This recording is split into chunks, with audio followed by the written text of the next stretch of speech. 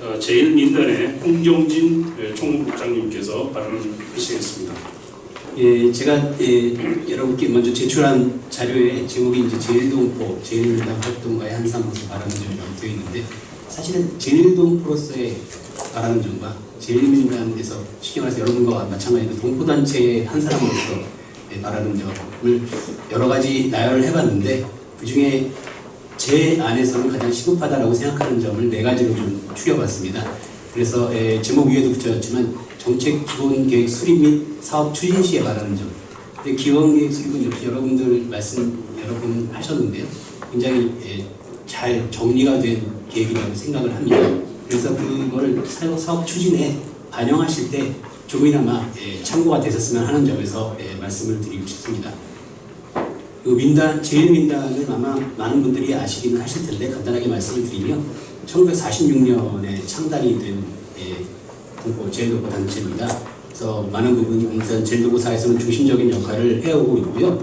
여러 가지 그 안에서 저도 제1동포 민단에서 제1동포 분들을 좀 도와주면서 사업을 진행하는 과정에서 느낀 점들을 추려봤습니다. 첫 번째가 제1동포 역사와 공헌이 모국교과서에 기재되기를이라고 했는데요. 이건 이기철 총장님께서도 말씀을 하셨고 여러분들 많이 중요성에 대해서는 말씀을 하셨습니다. 제1동포 사회라는 게 여러분도 아시다시피 굉장히 좀 특이한 형성 배경을 가지고 있고요.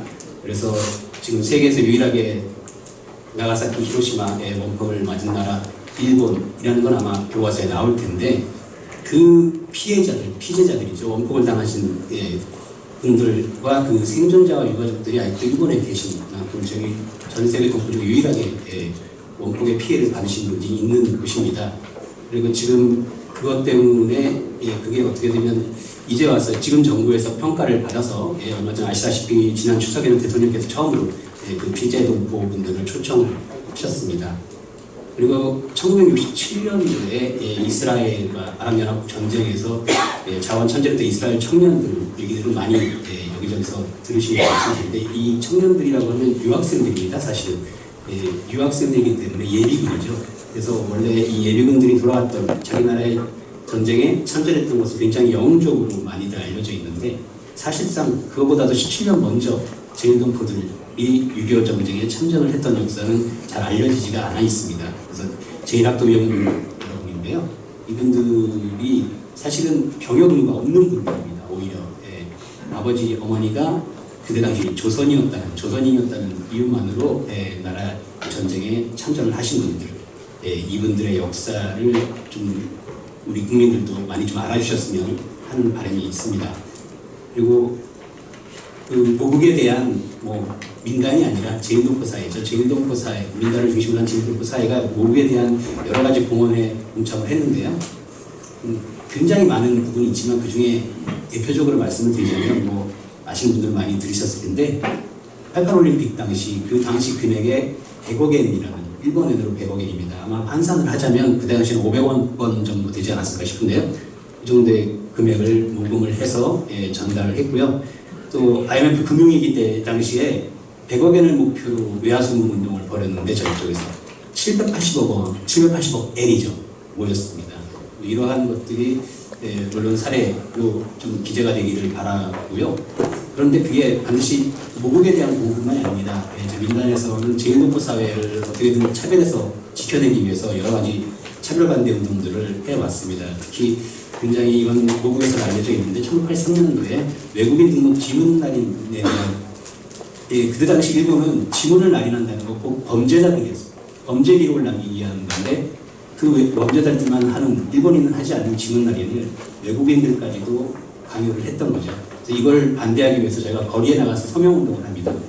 100만인 서명운동을 목표로 했는데 182만 명의 서명을 걷어냈고요. 결국에는 그 제도를 철폐하는 데 성공을 했습니다. 그리고 그게 과연 그 과거뿐만이 아니라 21세기 또 한 번, 여러분 올해가 관동 대지진이라는 큰 재난의 100주년이 되었다는 것은 굉장히 뉴스에 많이 나왔는데요. 그때 당시에 조선인 학살, 즉 관동 대지진 때 우물 안에 독을 풀었다 조선인이. 그러니까 조선인을 찾으면 죽여야 된다. 이런 말도 안 되는 지금에 말하면 정말 인종차별적인 사륙이 벌어졌는데, 그거랑 거의 비슷할 정도의 수준으로 이 2000년대 21세기에 와서도 헤이트 스피치라는 게 발생을 합니다. 예, 제가 간단히 그때 써있었지만 2002년도 월드컵 때는 굉장히 분위기가 좋았거든요. 일본인과 한국인들이 함께 만나가지고 분발을 하고, 그런데 그게 코리안타운이 완전히 그 우익들의 데모로 다 죽어갔죠. 근데 그때 민단을 중심으로 시민단체가 일어나서 유엔 인권이사에 차별보고서 제출했고요. 그래서 일본에 대해서 철퇴 권고문을 채택하는 데 기여를 해서 지금 헤이트 스피치 해소법이라는 게 완성이 됐습니다. 근데 지금 시간이 굉장히 짧네요. 예, 간단하게 그냥 말씀드리겠습니다. 또 그 다음에 제일동포 청년들에 대한 우리말 교육전인데요. 지금 아마 여러분 이거 많은 해외에서도 느끼실 거예요.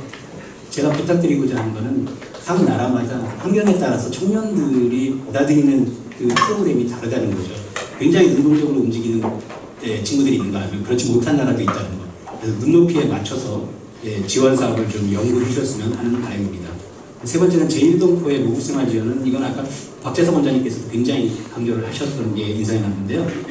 일본에서 태어나서 자란 일본인은, 아니 우리 동포들은 거의 우리말을 못하시고 일본인과 마찬가지죠. 그런데도 한국에서 사시겠다고 가셨는데 외국인이라서 받을 수 있는 혜택이 이분들은 받을 수가 없습니다.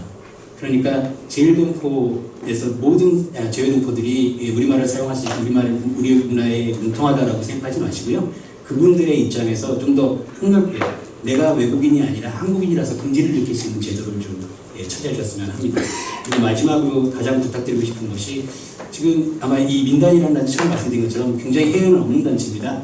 저희가 전국에 48개, 쉽게 말해서 우리나라의 경상도, 전라도처럼 일본에 48개의 지역이 있는데요. 그곳에 정부 지방본부가 있고 그 밑에는 254개의 지부가 또 있습니다. 그야말로 동네마다 하나씩 있는 조직입니다. 거기에 사무실이 있고 태극기가 걸려있고 전화를 하면 우리말로 대응을 해줍니다. 이런 전국적인 조직을 좀 이 한일관계 개선을 비롯해서 제1동포를 위한 사업, 아니면 또 한국의 모국을 위한 사업, 이런 거에 시발점이 될 수 있도록 굉장히 활용하는 방안을 좀 제시해 주셨으면 합니다. 가령 2012년도에 외국인 등록법이 개정이 되면서 그제까지 있었던 외국인 등록 카드가 제휴카드로 바뀌는 게 있었습니다. 지금 저는 정부 외국 제휴카드라는 걸 바뀌었는데, 이 일본의 담당 차인 그 총무청에서는 제도를 바꾸기 전 1년 전에 민단에 연락을 해줬어요. 함께 협의를 해서 제도를 만들어가자. 일본 정부에서도 하고 있는 겁니다. 한국 정부에서도 지금 반드시 좀 해주셨으면 하는 바람입니다. 그래서 동포사회를 누구보다 잘하는 분이 담당을 해서 계속 협의하면서 정책을 수립할 수 있기를 바라는 걸 마지막으로 강조드립니다. 이상입니다. 감사합니다. 감사합니다.